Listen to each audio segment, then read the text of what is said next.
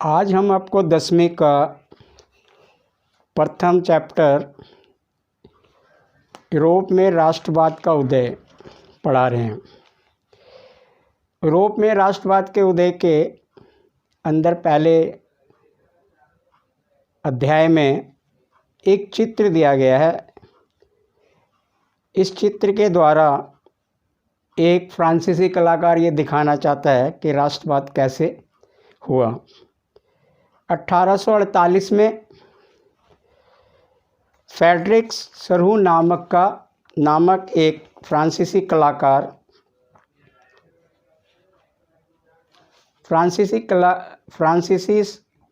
कलाकार ने 4 चित्रों की एक श्रृंखला बनाई।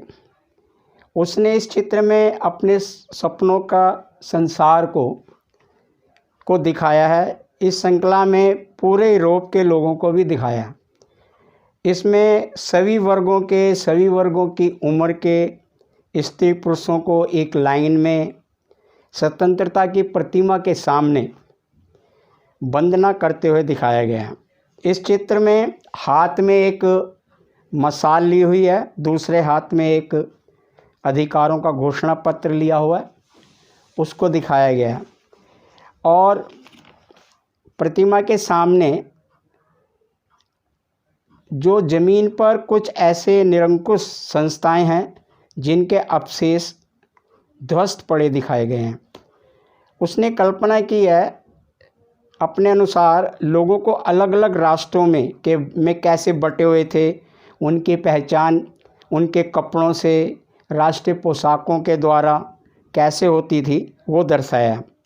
और एक जुलूस का नेतृत्व जो है वहाँ अमेरिका और स्विट्ज़रलैंड कर रहे हैं। 1848 की उदारवादी जो उम्मीदों को उसने उसकी अभिव्यक्ति को व्यक्त किया है। अनेक जर्मन भाषी जितनी भी रियासतें थीं उनको एक प्रजातंत्र संविधान के अंतर्गत राष्ट्र में गठित करने की इच्छा को जाहिर किया। जर्मन के बाद Austria, Poland, England, Ireland, Hungary एवं ऐसे लोग इसमें दिखाए गए हैं। चित्र में ईसा मसीह जो है ऊपर से स्वर्ग से देख रहे हैं और उनके साथ में उनके फरिश्ते हैं जो ये देख रहे हैं कि लोगों के अंदर क्या कर रहे हैं। और चित्र के अनुसार दुनिया के राष्ट्रों के अंदर उसने एक भाईचारे की भावना को दिखाया। अब बात उठती है कि सूर्य ने ये चित्र राष्ट्रवाद का उदय के बारे में बताया, तो यहाँ प्रश्न उठता है कि फ्रांसीसी कलाकार कौन था, उसका क्या नाम था, उसका इसमें जुलूस में कौन नेतृत्व कर रहा था और फ्रांसीसी क्रांति का किस तरह से उसने उल्लेख किया, ये बात सामने आती है। अब इसका जो सेकंड है कि भारत इसमें फ्रांसीसी क्रांति और राष्ट्र के विचार क्या रहे। तो राष्ट्रवाद की पहली अभिव्यक्ति 1789 में यानी 1789 में फ्रांसीसी क्रांति के साथ हुई। और 1789 में फ्रांस एक ऐसा राज्य था जिस पर बहुत सारे निरंकुश राजाओं का अधिकार था। और फ्रांसीसी क्रांति के कारण कुछ परिवर्तन भी हुए जिसमें प्रभुसत्ता राजतंत्र से निकलकर फ्रांसीसी लोगों के हाथों में आ गई। और क्रांति ने ये घोषणा भी की कि जो लोग द्वारा राष्ट्र हैं उनका गठन होना चाहिए, मतलब लोगों के द्वारा ही राष्ट्र का गठन होना चाहिए। इस बात को उन्होंने दर्शाया। इसमें क्रांतिकारियों ने एक बात पर अधिक बल दिया कि नागरिकों के एक पहचान बनाई और उनके अंदर एक सामूहिक भावना को पैदा करने की कोशिश की गई। पृष्ठभूमि और नागरिकों के अंदर संयुक्त समुदाय पर अधिक बल दिया गया।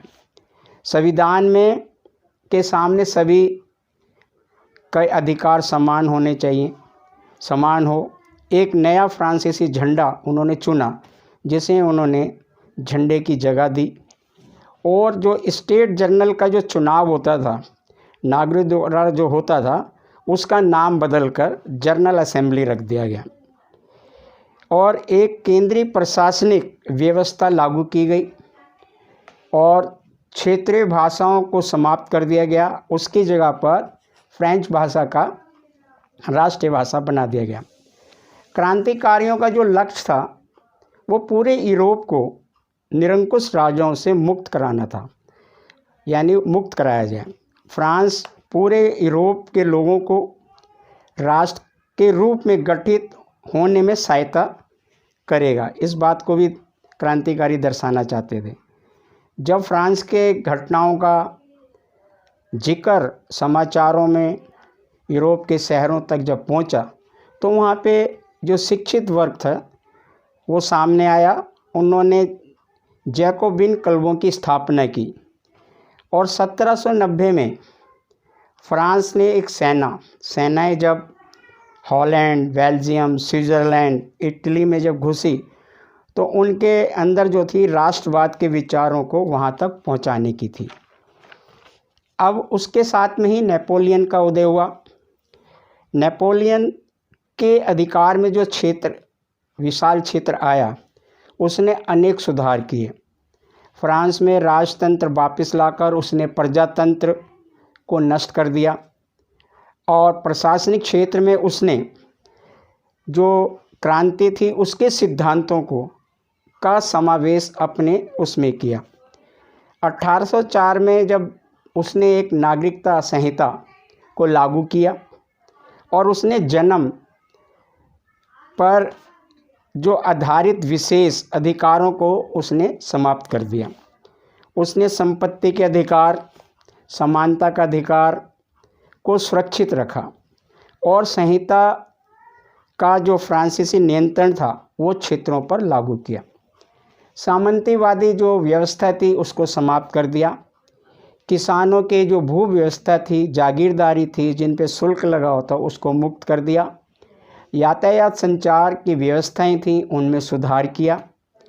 उद्योगपतियों और विशेषकर जो सामान बनाने वाले लघु उत्पादक थे, उनके लिए एक समान बाजार, एक समान कानून, मानक, भार, एक वस्तु को दूसरे स्थान पर बेचने के लिए, आवागमन के लिए आसान कर दिया।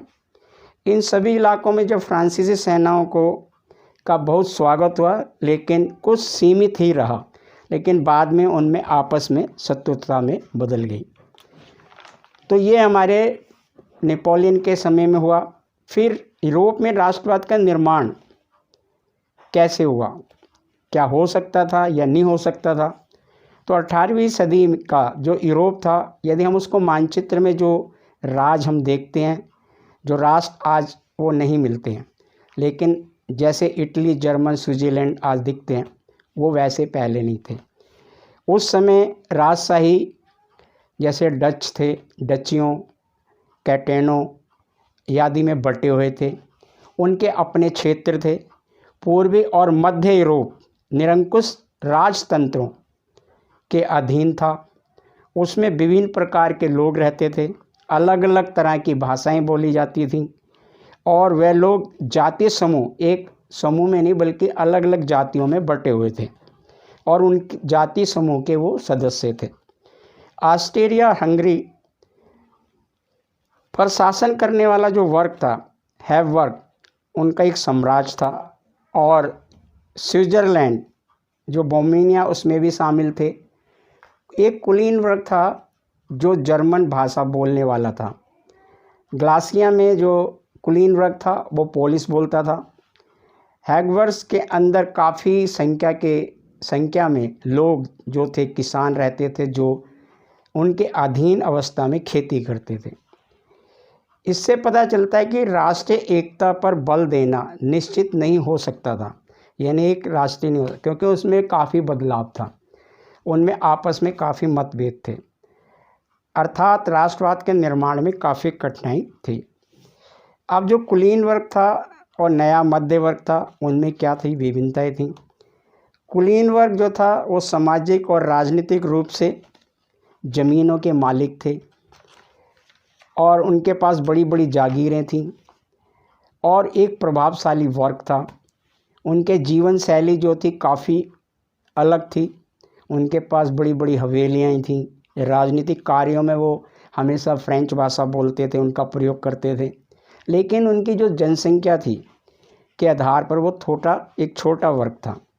जनसंख्या के अधिकतर लोग किसान थे और वो ज़मीन को किराए पे लेके खेती करते थे या कुछ छोटे किसान थे जो अपनी खेती करते थे।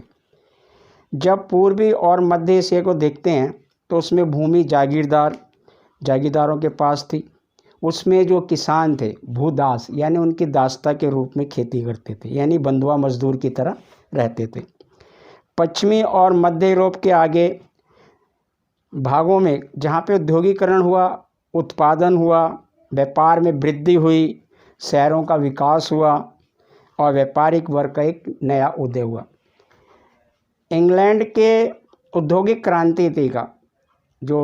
क्रांति हुई उसका जो है 18वीं सदी में हुआ था, लेकिन जर्मन में जो क्रांति का जो दौरान रहा वो 19वीं सदी के आसपास रहा। इससे श्रमिक वर्ग और मध्य वर्ग में उद्योगपति और व्यापारियों में आपस में एक नया वर्ग उभर कर सामने आया, रिश्ता बना। 19वीं सदी के अंतिम दशक को देखें तो ये एक छोटा था।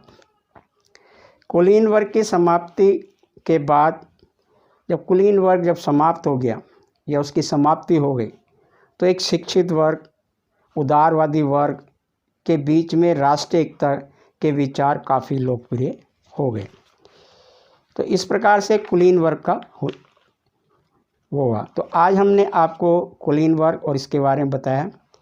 अगला जो इस चैप्टर के जो